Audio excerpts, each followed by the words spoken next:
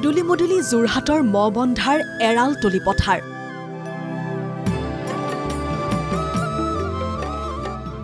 শ্ৰীমন্ত শংকৰদেৱ সংঘৰ ৯৪ সংখ্যক বাৰ্ষিক অধিৱেশনৰ লাইখুটা স্থাপন অনুষ্ঠান খোল তাল শংখ ধ্বনিৰে মুখৰ বৈষ্ণৱ পণ্ডিত সোণাৰাম চুতীয়া সমন্বয় ক্ষেত্ৰ পদাধিকাৰ ভৱেন্দ্ৰনাথ ডেকাই স্থাপন কৰে লাইখুটা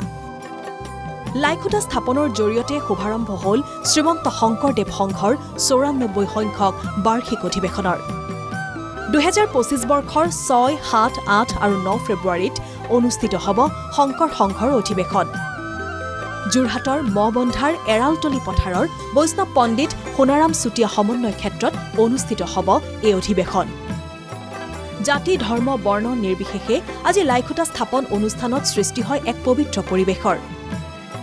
খোল তাল দবা শংখৰ ধ্বনিৰে মুখৰিত হৈ পৰে সমন্বয় ক্ষেত্ৰ নাম প্ৰসংগৰে বিভুৰ হৈ পৰে ভকত বৈষ্ণৱৰ লগতে আয়তীসকল আগবাঢ়ি আহিছোঁ আমি আৰু যাতে আমি সফল হৈ উঠিব পাৰোঁ আৰু যাতে ভগৱন্ত আমাৰ প্ৰতি প্ৰসন্নতা লভে ইয়াকে আমি কামনা কৰিছোঁ বহুত ভালকৈ সাজু হৈ উঠিছে আজি দেখিছে ইয়াত দ্বিতীয় বৈকুণ্ঠপুৰী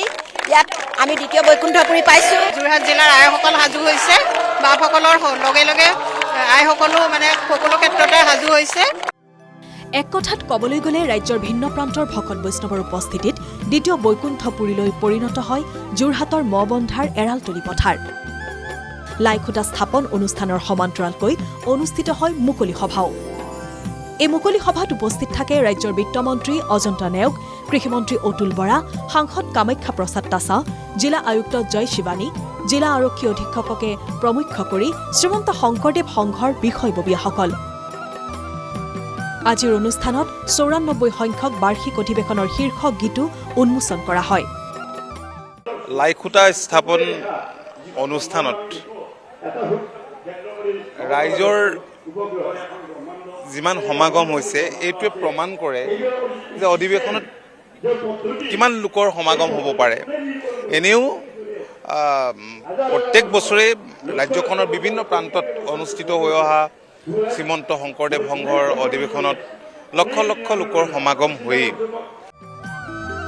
এতিয়া অপেক্ষা মাথো ২০২৫ বৰ্ষলৈ